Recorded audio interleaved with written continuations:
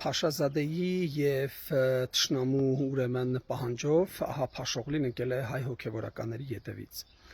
եւ գտնելով տարբեր անհիմն պատճառներ փորձում են լրացնել, հասկանալով թե ընդհանուր ցասումը ուր կտանի, բայց վերջերս հայտնվելով Վատիկանում, ընդ որում սիոնիստական որջում, Փաշօղլին համբուրում է ուրեմն Հռոմի պապի ձեռքը։ Վատիկանը հայտնի է իր տարբեր տեսակի կեղտոտ գործողություններով։ Վատիկանում բազմաթիվ սկանդալներ են եղել, մանկական բռնաբարություն։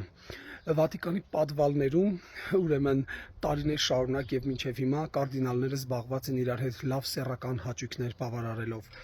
Վատիկանը բազմաթիվ կեղտոտ գործերի մեջ է խառնված եւ ընդհանրապես Վատիկանը դա սիոնիստական կենտրոն է։ Դա հрьяաների կողմից կազմակերպվող եւ նրանց կողմից պրոպագանդվող կենտրոն է։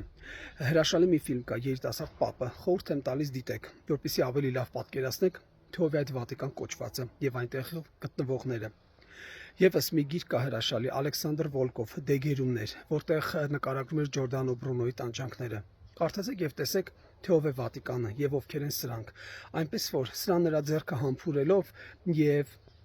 ցուցադրելով թե իբրև հարգանք եք տածում, առաջին հենց ամենակեղտոտը դու ես, որովհետև դու համբուրում ես մեկի ձեռքը, ով առավոտից երեկո զբաղված է մաֆիայով, կեղտոտ գործերով, բռնաբարությամբ, սպանություններով, Վատիկան կոչվածը։ Էլ չեմ խոսում, թե ինչպես է թե եւ սուրճ հյուրասիրում Ալիևին։ Դե բնականաբար, չեմ էլ զարմանա, որ հանգարց պարզվի, որ էկրանից այն կողմ նաեւ Զուքանի թուղթ ես առաջարկել, որպեսզի սրբես նրա քամակը, որովհետև դուք դա եք։